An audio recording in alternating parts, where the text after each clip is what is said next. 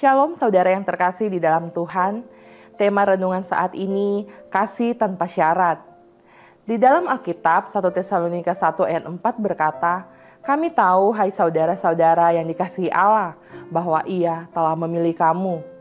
Saudara yang dikasihi oleh Tuhan, kasih Allah adalah tema yang begitu besar dan sering kita dengar, namun seringkali sulit kita pahami. Di dalam ayat ini, Paulus mengingatkan jemaat di Tesalonika bahwa mereka adalah umat yang dikasihi Allah dan dipilihnya. Kasih ini bukan berdasarkan usaha atau kelayakan mereka, tetapi semata-mata anugerah Allah.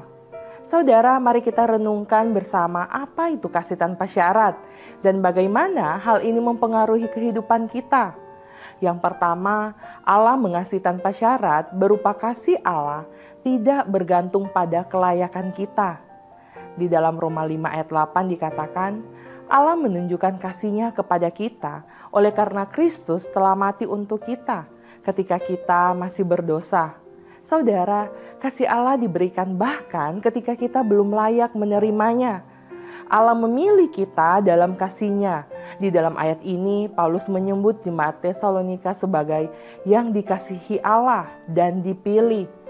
Pemilihan ini menunjukkan bahwa kasih Allah bersifat proaktif. Dia tidak menunggu kita datang kepadanya, tetapi Dia terlebih dahulu mendatangi kita. Yang kedua adalah respon kita terhadap kasih tanpa syarat.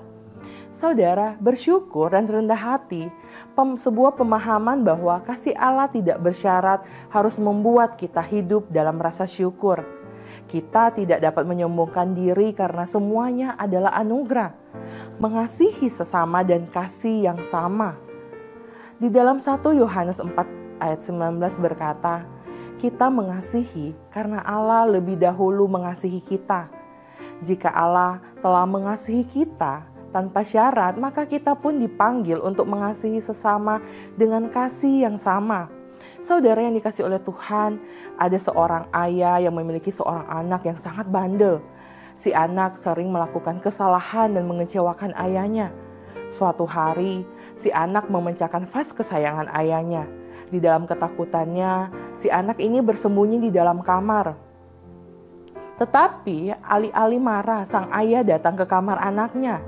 Apa yang terjadi, saudara? Ayahnya memeluknya dan berkata, "Papa mencintaimu, bukan karena kamu sempurna, tetapi karena kamu adalah anak Papa."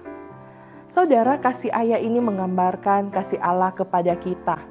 Dia tidak mencintai kita karena kita sempurna, tetapi karena kita adalah milik-Nya. Yang ketiga, dampak kasih tanpa syarat di dalam kehidupan sehari-hari. Ini memberi pengharapan ketika kita merasa gagal atau tidak cukup baik. Kasih Allah mengingatkan kita bahwa nilai kita tidak tergantung pada apa yang kita lakukan, tetapi pada siapa yang mengasihi kita. Saudara, menjadi saksi kasih Allah yang dipenuhi oleh kasih tanpa syarat memampukan kita untuk menjadi kasih Allah di tengah dunia ini. Kita dipanggil untuk mencerminkan kasih itu di dalam keluarga, gereja, dan masyarakat. Saudara, kasih Allah kepada kita adalah kasih tanpa syarat. Kita tidak perlu berusaha untuk layak karena kasih itu diberikan kepada kita sejak awal. Mari kita hidup di dalam kasih itu dengan bersyukur, rendah hati, dan membagikannya kepada sesama.